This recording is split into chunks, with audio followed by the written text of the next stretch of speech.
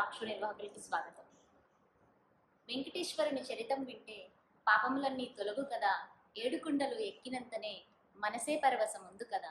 ఇలాంటి పరమపావనమైన అత్యంత ప్రతిష్టాత్మకంగా సింగపూర్లో తెలుగువారందరికీ గర్వకారణంగా శ్రీ వెంకటేశ్వర గానామృతం పద్మావతి శ్రీనివాస కళ్యాణ మహోత్సవాన్ని మన కోసం వీణుల విందుగా కనుల విందుగా సంగీత నృత్య రూపకంగా ప్రదర్శించబోతున్న హార్మోనియం న్యూస్ నిర్వాహకులైన శ్యామల గారు, విష్ణుప్రియ గారు, రాఘవ్ గారు ఇక్కడ ఉన్నారు. స్వాగతం అండి. శ్యామల గారు, ముందుగా ఇంత పెద్ద కార్యక్రమం చేయడానికి మీకు ప్రేరణ ఎలా కలిగింది? ఫ్యూ ఇయర్స్ బ్యాక్ నాకు ఈ గానామృతం పుస్తకము ఉన్నది అని చెప్పి నాకు తెలిసింది.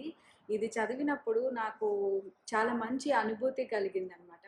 ఈ దీంట్లో వర్ణించిన విధానము అవన్నీ కూడా మనసుకి చాలా హత్తుకునేటట్టుగా ఉన్నది వెంకటేశ్వర స్వామి చరిత్ర.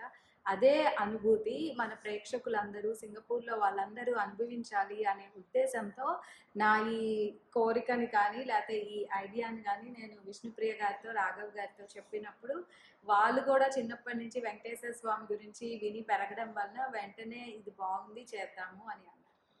అద్భుతమైన ఆలోచన. విష్ణుప్రియ గారు, ఈ కార్యక్రమం నుంచి ప్రేక్షకులు ఏం ఆశించవచ్చండి?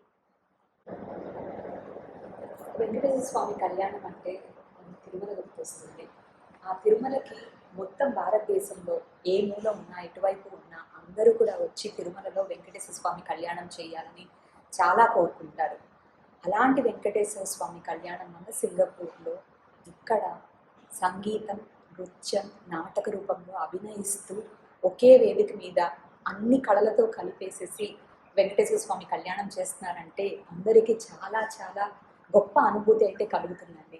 అలాంటి అనుభూతిని మాతో పాటు వాళ్ళందరూ కూడా అనుభవించాలి అని చెప్పి ఈ కార్యక్రమం మేము సంకల్పించామండి. తప్పకుండా వారందరికీ కూడాను ఇది అనిర్వచనీయమైన అనుభూతి అండ్ మరపురాని మరవలేని అనుభూతి అవుతుందండి. ఈ సంకల్పం చాలా గట్టిదండి, అందుకే ఈ కార్యక్రమం ఇంత ముందుకు వచ్చింది. రాఘవ్ గారు, ఇది మన తెలుగు వారికి ఎలా ముఖ్యమైన వేడుక అవబోతోంది? ఇది ఎప్పుడు జరగబోతుంది? దీని విశిష్టత వివరించగలరా?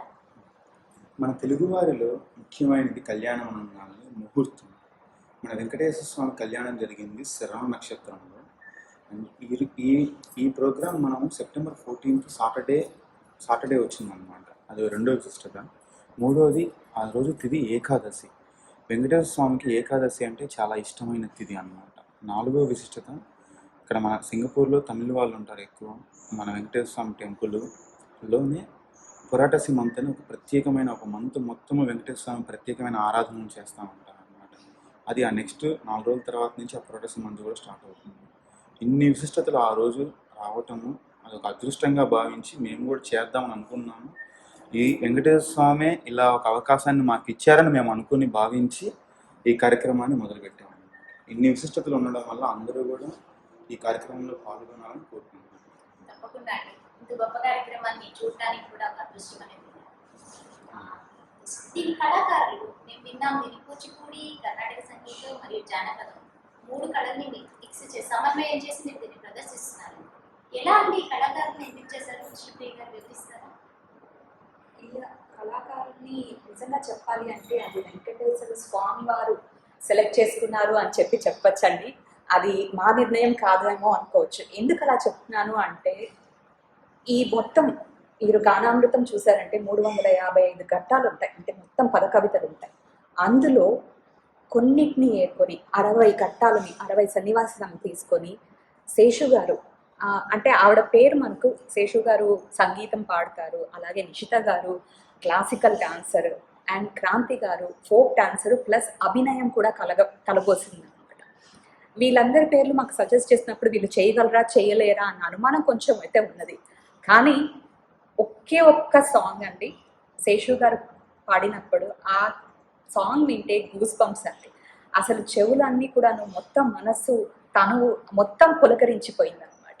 ఆ 60 సన్నివేశాలని తను పాట రూపం కట్టింది, కొన్ని పాటలు రాశారు, వాటిని నృత్య రూపకంగా నిషిత గారు అది అంటే ఆవిడ స్టూడెంట్స్ని, ఇంకొంతమంది హౌస్ వైఫ్ని క్రాంతి గారు సెలెక్ట్ చేసుకొని అలాగా మొత్తం అంతా కూడాను ఒక ప్రోగ్రాం మొత్తం అంతా ఆ రూపకాన్ని కల్పించడం అనేది నిజంగా వెంకటేశ్వర స్వామి ఎన్నుకొని చేసుకున్నారు.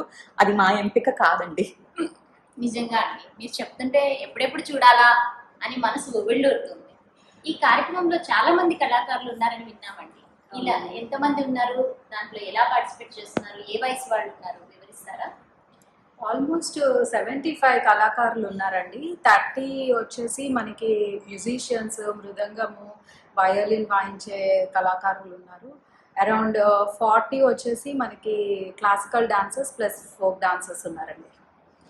ప్లస్ ఏజ్ వైజ్ వస్తే మనకి 5 years నుంచి 55 years వరకు ఉండే ఏజ్ గ్రూప్ వాళ్ళందరూ కూడా దీంట్లో పార్టిసిపేట్ చేస్తున్నారండి. వింటుంటేనే గొప్పగా ఉందండి. ఈ తరం వాళ్ళకి ఇది ఎలా ఉపయోగపడుతుంది? ఈ కళాకారులకి వీళ్ళందరూ చూపించే దాని వల్ల మనం ఏం నేర్చుకుంటాం?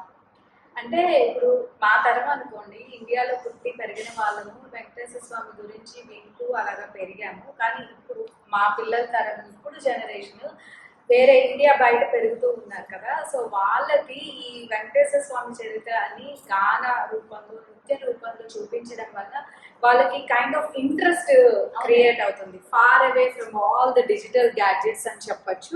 సో దానివల్ల మనకి మన పూర్వకాలంలో ఉన్న వైభవం, సంగీతానికి నృత్యానికి ఉన్న వైభవంతో పాటు పిల్లలకి ఇలా కూడా ఉండేది అనేది ఒకటి వాళ్ళకి నేర్పించడం జరుగుతుందండి ఈ కార్యక్రమం ద్వారా. చూడబోతుంటే ఆ వెంకటేశ్వర స్వామి మిమ్మల్ని సంకల్పించారేమో అనిపిస్తుందండి. ఈ కార్యక్రమము త్వరలో రాబోతుంది. దీని గురించి మరిన్ని వివరాలు తెలుసుకుందాం. Thank you. థ్యాంక్ యూ అండి.